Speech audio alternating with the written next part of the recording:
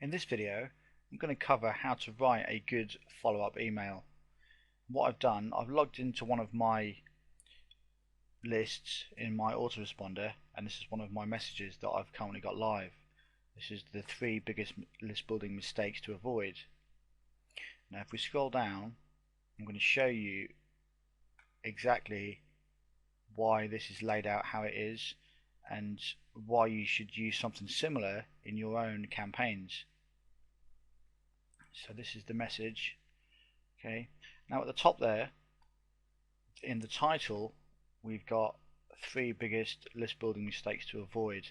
Now when it comes to your subject lines, okay, we've already covered this. You should have already watched the video about subject lines by now. This subject line here, okay, I capitalize the word biggest, okay, just so it stands out. Whenever you create a subject line and you give people information on things to avoid, okay, they are emails that people like to read, okay, because the way that people think is that there could be something within this email that they actually do in their business, and this applies to any niche, any market. So this is always a good one to use. Okay, so it could be the 7 deadliest mistakes you should always avoid in XYZ, and obviously I've put the 3 biggest list building mistakes, so it could be the 3 biggest weight loss mistakes to avoid or anything like that. Right, so anyway, let's go down to the main body. So as you can see, I always start my emails with hey first name. Sometimes it's hi first name, or howdy first name, or how's it going first name. Okay, I always like to capture people's first name because I find that I can keep my emails much more personal, because otherwise if you don't capture their first name, then you're going to start your emails with something like hey or hello or hi, and it's just not very personal. Now I know most people know that this is an autoresponder, but still, when you actually speak to somebody within an email, you want to try and make it as personal as you can. So this is why I always capture people's first name.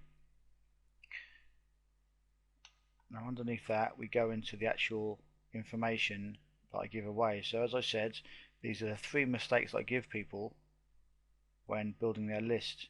The first one is not segmenting your lists. Okay, so I've just put, when it comes to list building, there are many mistakes that people make today, and today I'm going to give you the 3 biggest mistakes people make when building their lists, blah blah blah blah. And as you can see, I go down and I kind of explain about mistake 1, why it's a big mistake not to segment your list.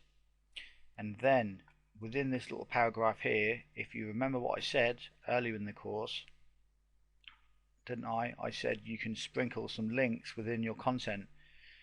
Now don't you think this looks a lot more effective, or it's a lot, things flow much more and much better if you just include a link like this than if you were to just go into a pitch straight away and say, hey, check this out, this is the best thing I've come across for this information. And that's just a pure promotional email, and people get sick and tired of those types of emails.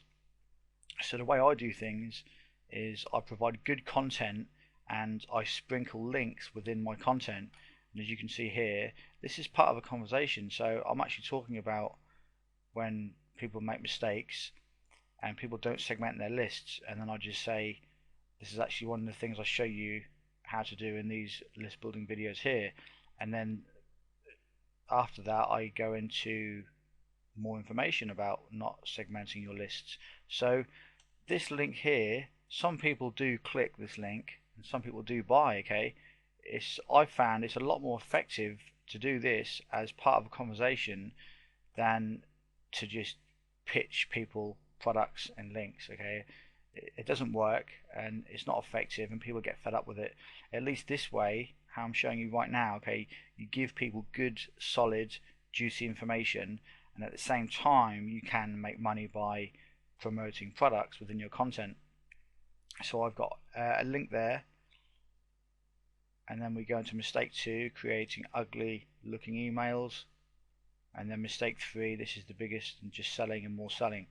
And as you can see, this email is full of some good juicy information. So anyone that builds lists, okay, this is going to really help them. This is going to really help them with their list building, because a lot of people do not segment their lists. That's a really important one.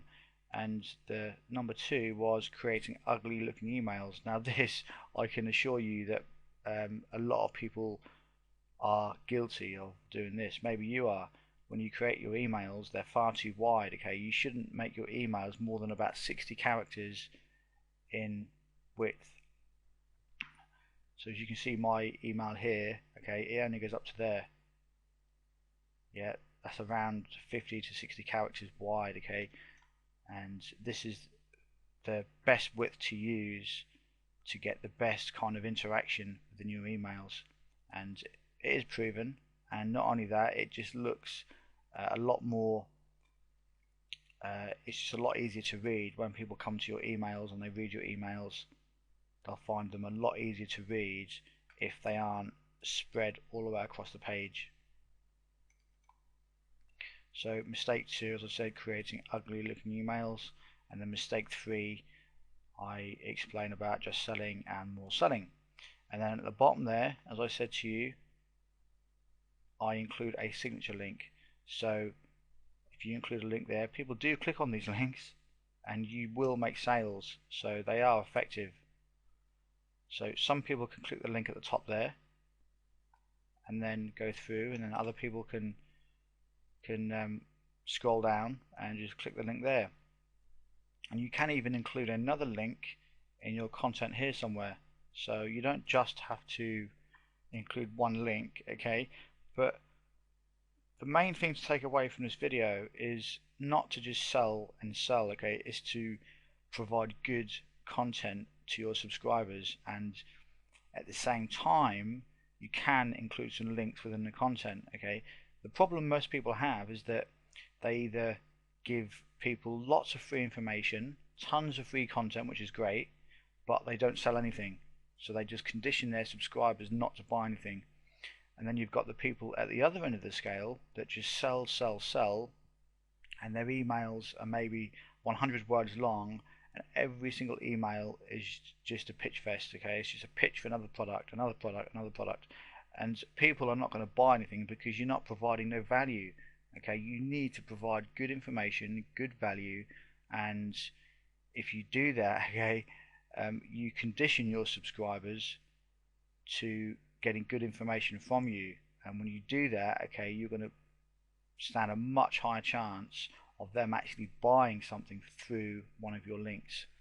And that's the way it works in email marketing. So if you provide some good information within your emails, which is helpful, this is going to help you to then make more sales from the actual links that you provide within the content as well. Okay, so this is the example of a good follow-up email to use. Now, of course, don't use the exact same one. Okay, just take some ideas from this email, and if you look, I've numbered my mistakes 1, 2, and 3, and this is something that I would recommend for you to do, because it's so much easier for people to kind of absorb the information. If you number the mistakes or the tips, it's so much easier for people to absorb the information and to take on board exactly what you're actually showing them, rather than if you just made a 700-word article. It's sometimes a bit difficult for people to actually understand and take tips and the advice away from the email. So if you actually number them, tip 1, tip 2, tip 3, tip 4, tip 5, or mistake 1, mistake 2, mistake 3, this is what I've found to work way better than if you was to just create a long email and just don't include any numbers or any bullet points or anything like that. So include some numbers in your email as well, and it will make it a lot more effective. So that is the end of this video. I hope you can now see the type of email that you should create in your email campaign. Okay, these do work, and you can make some tweaks to this technique. You can include more links if you like. You can make your content longer, but whatever you do, just follow the tips that I've given you. Okay, and I'll actually run through the 4 tips that I've actually got in front of me. So the first one was good content, which is helpful, okay, which we covered. Second tip is to include a link to a product, okay, which we've got here. Third tip is to include a signature link, which we've got at the bottom there. And the fourth tip is to just do not flat out promote in most emails.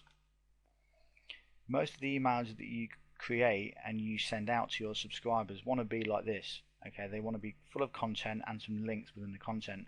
Occasionally, you can just send an email where you actually promote one of your own products, and this could just be a main promotion for one of your products. To say, to say that you recommend this product and this is how it can help them, and you can do that, but just don't do it that much. I would do it maybe once every 10 emails, something like that.